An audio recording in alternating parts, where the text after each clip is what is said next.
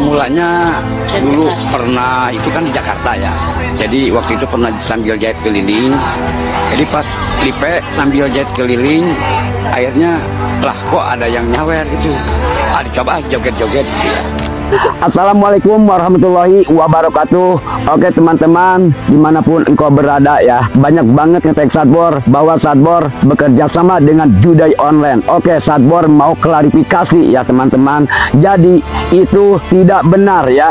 Jadi Sadbor mau klarifikasi, itu tidak benar bahwa Sadbor dan tim-tim Sadbor dan karyawan-karyawan Sadbor dan tim-tim Sadbor tidak bekerja sama dengan judai. Rekan-rekan sekalian, kami sampaikan untuk sama-sama kita memberikan edukasi kepada masyarakat untuk menggunakan media sosial dengan baik, dengan benar, dengan ketentuan dan aturan yang berlaku. Tidak digunakan untuk perbuatan-perbuatan yang melanggar hukum, perjudian, kemudian prostitusi, pornografi, hate speech, hoax, dan lain sebagainya yang menimbulkan keresahan, dan tentunya itu semua ada konsekuensi hukumnya.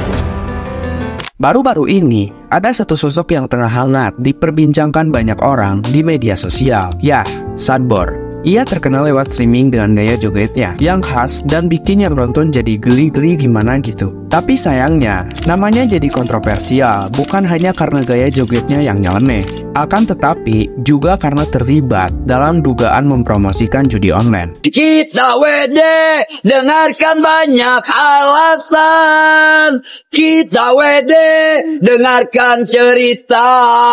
Woyam, Gundala, thank you. Nah, semuanya kan dilumpuh. Bapak Peloki. Bapak Peloki. Bapak Peloki.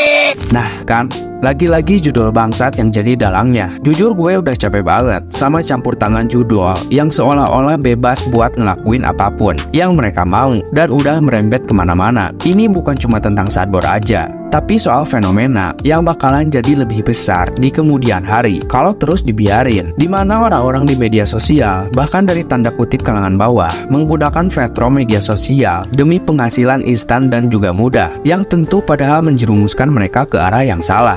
Sadbor mulai dikenal di TikTok karena joget khasnya yang disebut joget Sadbor, atau dikenal sebagai joget ayam patuk, dengan tagline yang menarik perhatian.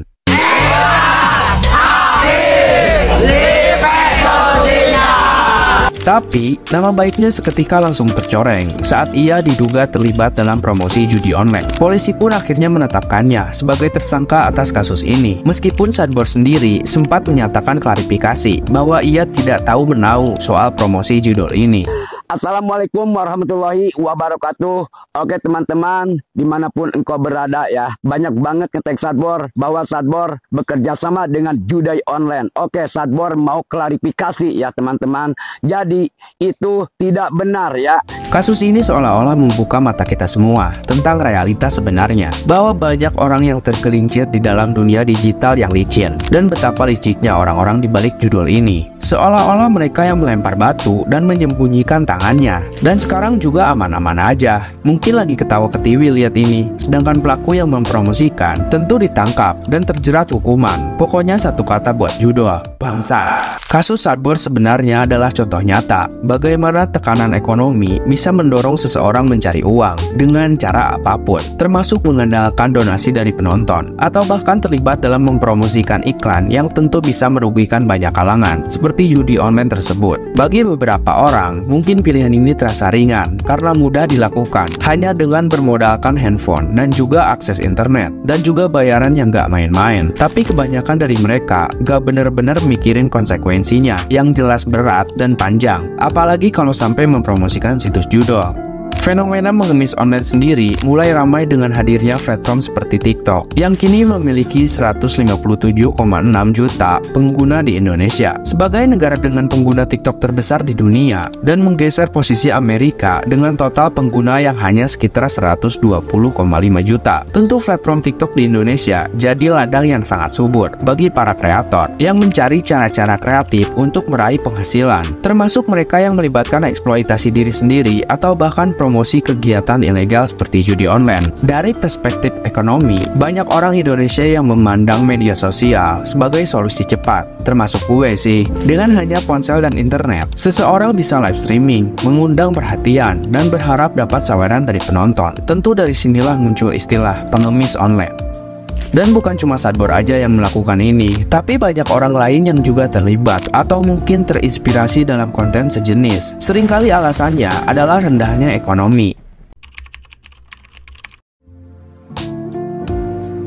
Kenapa fenomena seperti ini bisa muncul? Banyak faktor yang berperan, mulai dari tekanan ekonomi yang mendorong banyak orang untuk mencari uang dengan cara instan dan nominal yang bisa bikin geleng-geleng kepala. Karena gak semua orang bisa mendapatkan pekerjaan layak dengan gaji yang mencukupi. Terutama background Sadbor sendiri yang asalnya adalah seorang penjahit keliling di Jakarta. Dikarenakan ibu yang tengah jatuh sakit dan dirasa menjadi streamer TikTok lebih menguntungkan, tentu dengan nominal yang jelas, Sadbor akhirnya memutuskan untuk pulang kampung ke Sukabumi. Seiring berjalannya waktu, konten Sadbor pun meledak dan viral. Akhirnya banyak orang satu kampung Sadbor yang menawarkan diri untuk ikutan live streaming joget tersebut. Bor, sekarang saya punya karyawan ibu-ibu.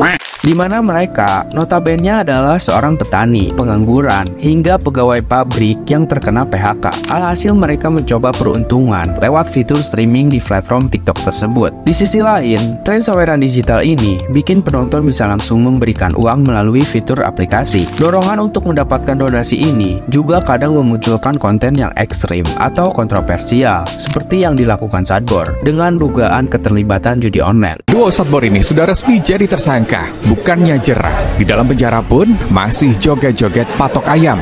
Ini menunjukkan bahwa mereka memproduksi konten tersebut tanpa tahu batasan yang jelas. Banyak orang bisa tergoda untuk mempromosikan produk atau layanan yang tidak etis demi mendapatkan uang dengan cepat.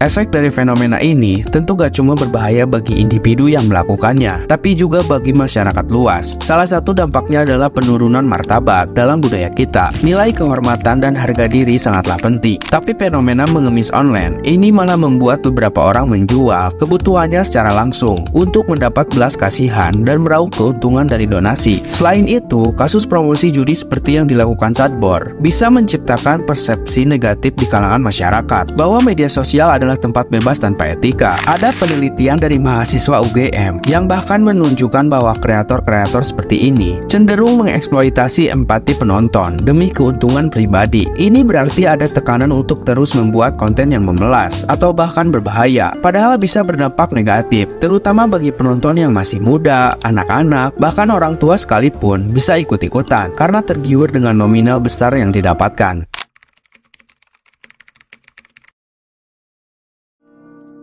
Di sisi lain, kita gak bisa mengabaikan bahwa media sosial seperti TikTok juga memberi peluang ekonomi yang besar bagi mereka yang kreatif, inovatif, dan memproduksi konten dengan tanda kutip di jalan yang benar. Gak sedikit dari mereka banyak yang sukses membangun bisnis atau brand mereka sendiri melalui platform ini. Tentu gue tegasin sekali lagi, dengan cara yang benar, TikTok bisa menjadi media yang membangun dan membantu seseorang mempromosikan karya-karyanya.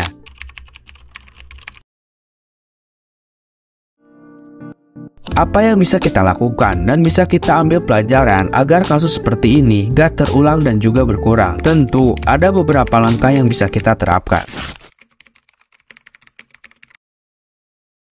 Apa itu literasi digital? Buat kalian yang belum tahu, dikutip dari buku Peran Literasi Digital di Masa Pandemi karya Depri Suherdi. Literasi digital merupakan pengetahuan serta kecakapan pengguna dalam memanfaatkan media digital seperti alat komunikasi, jaringan internet, dan lain sebagainya. Meningkatkan literasi digital ini tentu sangat berpengaruh agar supaya masyarakat bisa lebih selektif dalam mengonsumsi dan mendukung konten yang positif. Pemerintah juga bisa memperketat regulasi terkait konten yang mungkin berpotensi melanggar hukum, seperti iklan judi online yang secara tidak langsung diselipkan oleh kreator dalam konten mereka. Tapi bukannya dibatasi, malah dilindungi. Kocak. Selain itu, TikTok dan platform serupa juga perlu punya mekanisme yang lebih efektif untuk mencegah dan menurunkan konten yang bisa merugikan penonton, terutama yang melibatkan kegiatan ilegal. Kita sebagai penonton juga punya peran untuk mendukung kreator-kreator yang membuat konten positif, kayak channel ini. Jadi bukan yang hanya menjual dan memanfaatkan empati, memelas demi keuntungan pribadi. Kasus Sadbor ini lagi-lagi jadi pengingat buat gue dan kita semua bahwa media sosial punya dampak besar dalam hidup, baik positif